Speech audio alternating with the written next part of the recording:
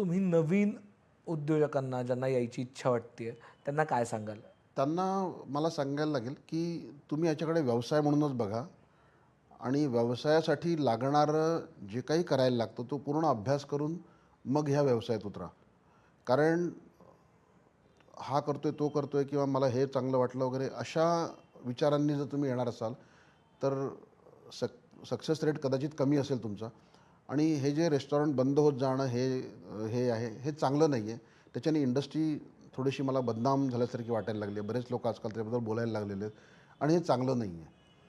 हा चांगला व्यवसाय आहे आणि याच्यातनं भरभराट पण चांगली आहे. याचे फायदे खूप आहेत या रेस्टॉरंट इंडस्ट्रीचे. सगळ्यात महत्त्वाचं म्हणजे की तुमचं एक नाव व्हायला लागतं, तुमचं एक प्रस्थ निर्माण व्हायला लागतं, लोकं तुम्हाला ओळखायला लागतात.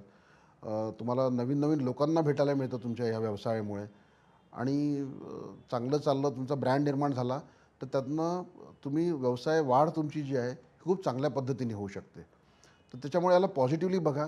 फक्त उतरण्याच्या ऐवजी ज्या ज्या काळजी घेणं अपेक्षित आहेत आणि जे जे नॉलेज किंवा माहिती करून घेणं अपेक्षित आहे, ती पूर्ण करून घ्या आणि मग बिनधास्त उतरा. बाकी आमच्यासारखे लोक आहेतच मदतीला.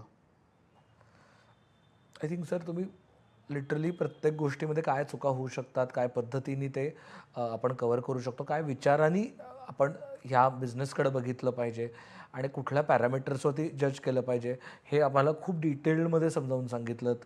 त्याबद्दल तुमचे खूप खूप आभार.